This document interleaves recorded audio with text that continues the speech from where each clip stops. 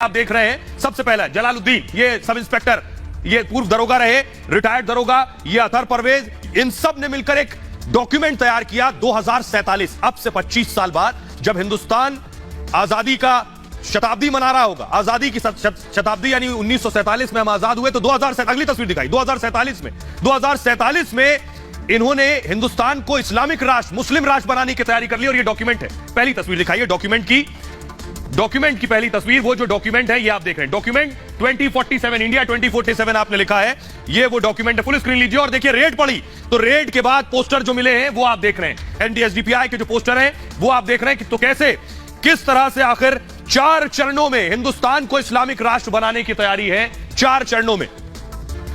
तो देखिए तैयारी है, ये सब जो चीजें मिली हैं उनके घर से, यही वो फाइल भी मिली है। फास्ट आइए प्लीज, यही वो ग्राफिक्स के जरिए मैं आपको दिखा रहा हूं। 4 स्टेजेस हैं हिंदुस्तान को इस्लामिक राष्ट्र बनाने के, 4 तरीके हैं कैसे। 2047 तक मुस्लिम समुदाय के पास सत्ता होगी, इस डॉक्यूमेंट में लिखा है। जीत के लिए बहुसंख्यक होने की जरूरत नहीं है, यानी हिंदुस्तान में बहुसंख्यक हो इसकी जरूरत नहीं है, सिर्फ 10%, 10% मुस्लिमों को साथ लाने की जरूरत है, यह इसका हिस्सा है।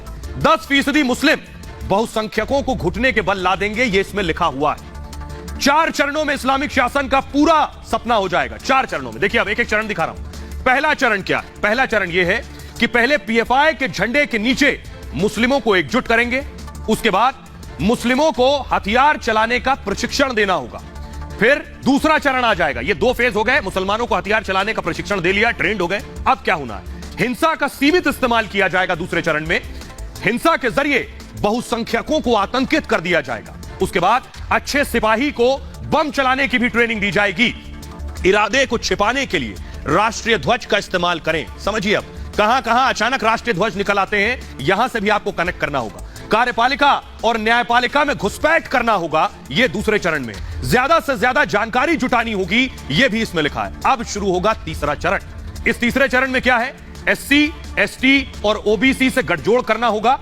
उसके अलावा आरएसएस और पिछड़े वर्ग में दरार पैदा करनी होगी, यानी आरएसएस पिछड़े वर्ग से दूर हो जाए। आरएसएस को स्वर्ण जातियों के पक्षधर के तौर पर दिखाए, जैसे अभी दिखाने की कोशिश होती है बहुत से लोगों के जरिए कि आरएसएस जो संगठन है ये केवल सवर्णों का संगठन है, उच्च जाति का संगठन है, ऊपरी अगली जातियों के साथ खड़ा होता है।